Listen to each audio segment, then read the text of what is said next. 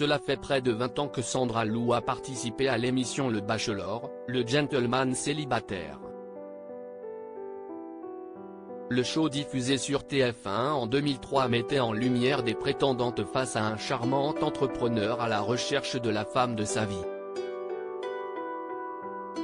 Finalement, s'y est une autre, Alexandra, qui a été préférée, laissant la comédienne face à son échec sentimental.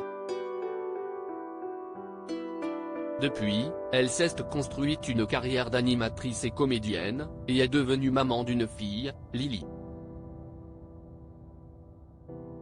Le père de l'enfant s'appelle Michael, qu'elle avait épousé en 2007 mais dont elle est séparée.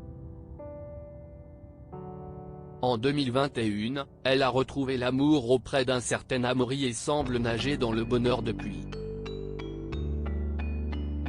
Épanouie à 42 ans, un anniversaire qu'elle fête ce 24 décembre, elle a connu aussi des moments douloureux, comme la mort de son amour de jeunesse. C'est en 2015 que Sandra Lou fait cette confidence.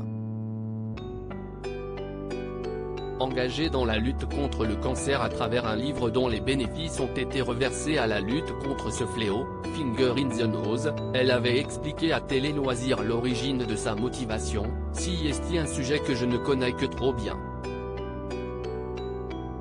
L'un de mes amours d'adolescente a été atteint par cette maladie à 14 ans.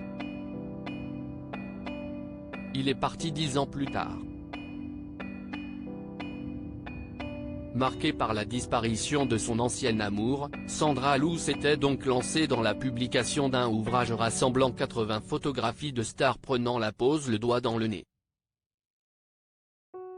Parmi celles-ci, se trouvent Alexandre Astier, Michel Larocque ou encore Florent Manodou. Pourquoi ce geste enfantin ? Parce qu'un jour, on réussira à battre le cancer les doigts dans le nez, c'est l'objectif de ce livre caritatif qui a permis d'aider les associations Tout le monde contre le cancer et Sur un lit de couleur ainsi que la recherche de l'Institut Gustave Roussy. Remarquée en 2022 dans un épisode des Mystères de l'amour, celle qui avait démarré en jouant dans la série Le Groupe a animé le 29 novembre dernier la conférence e-school sur les arcanes de l'industrie musicale. Un milieu qu'elle a connu personnellement, puisqu'on lui doit la reprise de Banana Split en 2003.